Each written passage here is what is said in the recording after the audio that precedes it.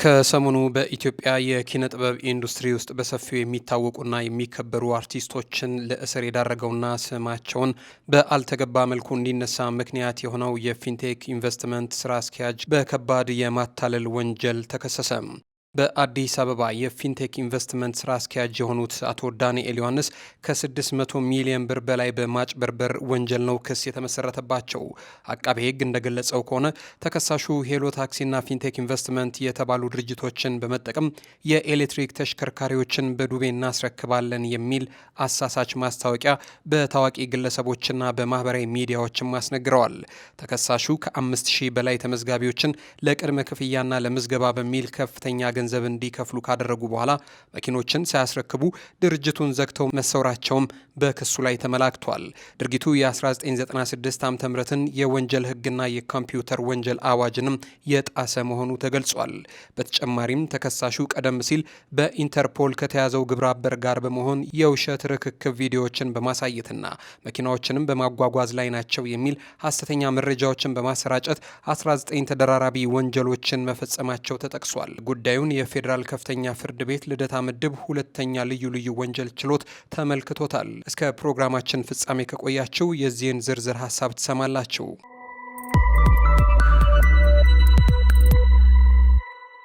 በሌላ መልኩ ደግሞ እጅግ በጣም አሳዛኝ በሆነ መልኩ አንድ ኑሮውን በሀገረ ደቡብ አፍሪካ ያደረገ ኢትዮጵያዊ ሰው እጅግ አሳዛኝና ዘግናኝ በሆነ መልኩ ጥሮ ግሮ እየሰራ ሕይወቱን ለመቀየር በሚሞክርባት በደቡብ አፍሪካ በ16 ጥይት ተመቶ ሕይወቱን ማለፉ ተሰምቷል። ይህንንም ጉዳይ በተመለከተ በዝርዝር የምንነግራችሁ ይሆናል። የምንወዳቸውና የምናከብሯቸው የአዲስ ጊዜ ሚዲያ ቤተሰቦች እንዴት አላችሁ? እስከ ፕሮግራማችን ፍጻሜ ድረስ አብራችሁን ቆዩና ዜናዎቻችንን ስሙልን። በቆይታቸውም አዲስ ጊዜ ሚዲያን ሰብስክራይብ በማድረግ ቤተሰብ እንድታደርጉን ጠየቅን። ተከታተሉን።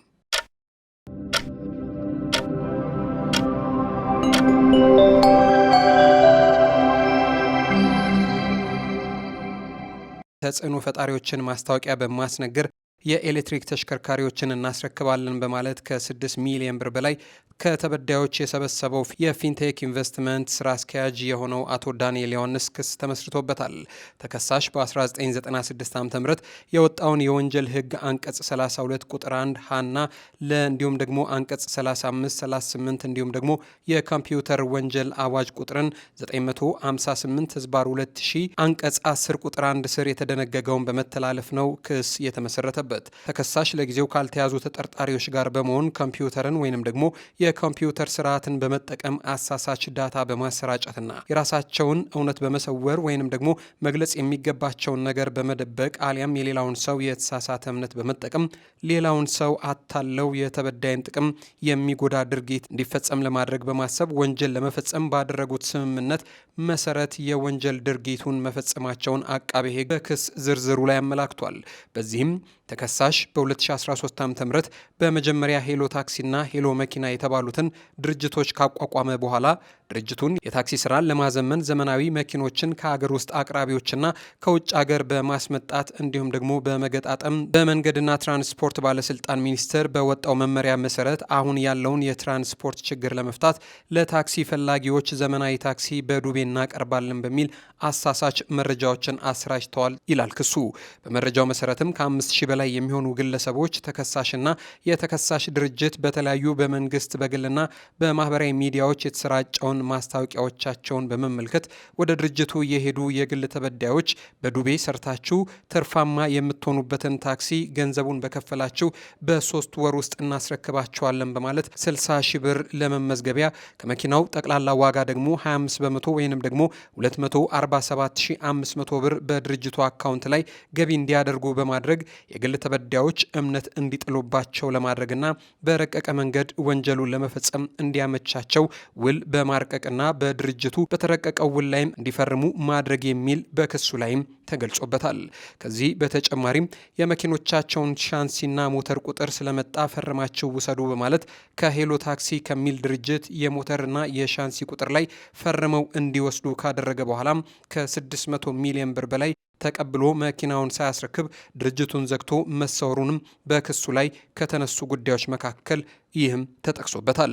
እንዲሁም ተከሳሽ ግርማይ ገብረ ሚካኤል ከተባለውና አስካል የተባለውን ድርጅት በማቋቋም በድርጅቱ ስም በ2002 ዓ.ም በተካሄደው የዓለም ዋንጫ ጨዋታ ላይ በርካታ ኢትዮጵያውያን እንዲታደሙ ወደ ደቡብ አፍሪካ እልካቸዋለሁ በማለት ብር በመቀበል ተሰውሮ በኢንተርፖል ተይዞ ከነበረ ለጊዜው ደግሞ ካልተያዘው ግብረ አበሩ ጋር በመሆን ከዚህ በፊት ከላይ የፈጸሙትንና ከላይ የተገለጸውን ወንጀል በሰፊው ለመፈጸም በህጋዊ ንግድና ውል ሽፋን ስም በተለምዶ የነጭ ኮሌታ ሳይበር አታላዮች የሚፈጽሙትን ወንጀል ለመፈጸም እንዲያመቻቸው ፊንቴክ ኢንቨስትመንት ኃላፊነቱ የተወሰነ የግል ማህበር የተባለውን ድርጅት በተሽከርካሪዎች አስመጭነት፣ በአሽከርካሪዎች መለዋወጫ መቆጣጠሪያ መሳሪያዎችንና ጌጣጌጦችን አስመጭነትና በተሳቢዎች አስመጭነት 7 ሚሊዮን ብር ካፒታል በማቋቋም ከአዲስ አበባ ንግድና ኢንዱስትሪ ቢሮ በግንቦት 3 ቀን 2016 ዓ.ም የንግድ ፍቃድ ያወጡ መሆኑና ድርጅታችን የኤሌክትሪክ መኪኖችን በቀጥታ ከቻይና BYD ኩባንያ በማስመጣት በጠቅላላ ዋጋ 1 ሚሊዮን 900 ሺህ ብር ለደንበኞች በ50 በመቶ ወይንም ደግሞ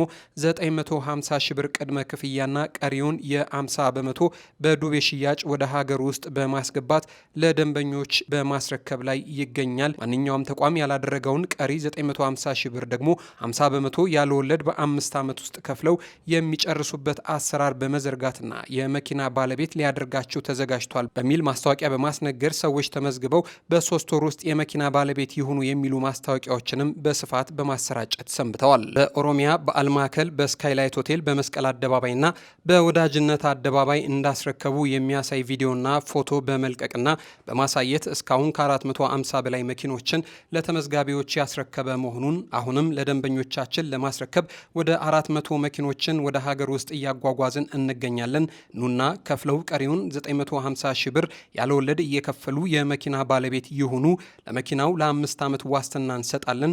ድርጅታችን ከፀሐይ ኢንሹራንስ ጋር የኢንሹራንስ ውል ገብቷል፣ ከባንክ ጋር አገናኝተናል በማለት የተለያዩ ማስታወቂያዎችን በታዋቂ ግለሰቦች፣ በታዋቂ አርቲስቶችና በቲክቶከሮች እንዲሁም ደግሞ የመንግስትንና የግል ሚዲያዎችን እልፍ ብሎም የራሳቸውን ሚዲያ ጨምሮ የተለያዩ ማህበራዊ ሚዲያዎችን በመጠቀም ማስታወቂያውን በማሰራጨት በርካታ ሰዎችን በተከሳሽ ድርጅት የተሰራጨውን ትርፋማ የምትሆኑበትን ዘመናዊ የኤሌክትሪክ መኪና እናቀርባለን የሚል አማላይና አሳሳች ማስታወቂያዎችን በመመልከት በርካታ ግለሰቦች ወደ ድርጅቱ ሄደው በመመዝገብ ቅድመ ክፍያ 950 ሺህ ብር ከከፈሉ በኋላ በማስታወቂያ ላይ ከተነገረው ገንዘብ 950 ሺህ ብር በተጨማሪም ተጨማሪ እሴት ታክስ በሚል 288 ሺህ ብር እንዲሁም ደግሞ ለቦሎና ለታርጋ ተብለውም ከ130 ሺህ ብር በላይ እንዲከፍሉ አድርጓል ሲል አቃቤ ሕግ በክሱ ዝርዝር ላይ አመላክቷል።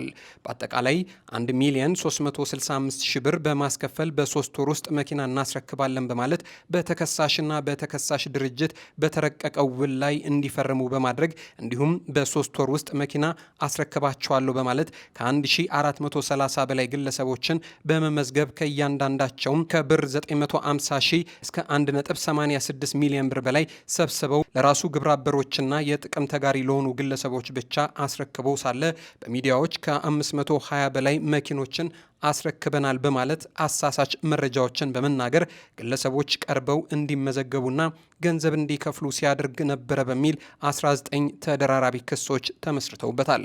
የክስ መዝገቡን የተመለከተው የፌዴራል ከፍተኛ ፍርድ ቤት ልደታ ምድብ ሁለተኛ ልዩ ልዩ ወንጀል ችሎት ነው።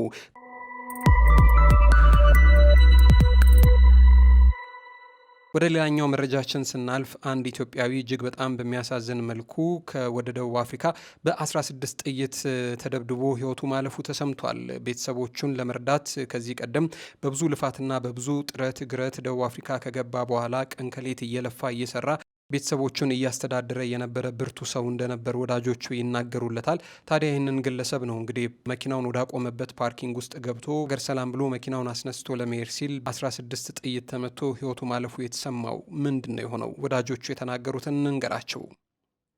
ግለሰቡ የተወለደው እንደ ወዳጆቹ ገለጻ ከሆነ በአዲስ አበባ ከተማ በተለምዶ አጠራር በቅሎ ቤት ተብሎ የሚጠራው አካባቢ ወይም ደግሞ ያሬድ አካባቢ ተብሎ በሚጠራው ሰፈር ሲሆን ከአባቱ መሪጌታ አየለ ወልዴና ከእናቱ ከወይዘሮ አንጓች ተረፈ የተወለደ ልጅ ሲሆን ከልጅነቱ ጀምሮ በከፍተኛ ጥረትና በከፍተኛ ልፋት ማደጉን ነው ወዳጆቹ የሚናገሩት። በተለይ ደግሞ በተማሪነት ሕይወቱ ከሳሪስ ቀይ አፈር ተብሎ ከሚጠራው አካባቢ በመነሳትና በወቅቱ ይሸጠው የነበረውን የገብስ ቆሎ ሲርበው ላለመብላት ማስቲካ እየበላ ከሳሪስ ቀይ አፈር ተብሎ ከሚጠራው አካባቢ በእግሩ ተነስቶ ስታዲየም እየመጣ ስታዲየም አካባቢ ኳስ ለሚመለከቱ ሰዎች ቆሎ ይሸጥ ነበረ፣ በእግሩ እየተጓዘ ማለት ነው። ታዲያ ይህም አልበቃ ብሎ አቃቂ ወንዝም እየሄደ አሸዋ በአካፋ በማውጣትና ከወንዝ ውስጥ ያወጣውንም አሸዋ እንደዚሁ እየሸጠ ነበር ስራን ሀብሎ የጀመረው። ታዲያ እያደገ ሲመጣ በቡና ገበያ ያው ቡና ቦርድ ተብሎ በተለምዶ የሚጠራው አካባቢ ቡና በመሸከም ስራ መስራት ይጀምራል። እንግዲህ ቆሎ በመሸጥ ከዛ ደግሞ ቡና በመሸከም ሀብሎ የጀመረውን ስራ ሌት ተቀን እየገፋበት ህይወቱን ወደፊት ለመግፋት ብዙ ጥረት ያደርጋል።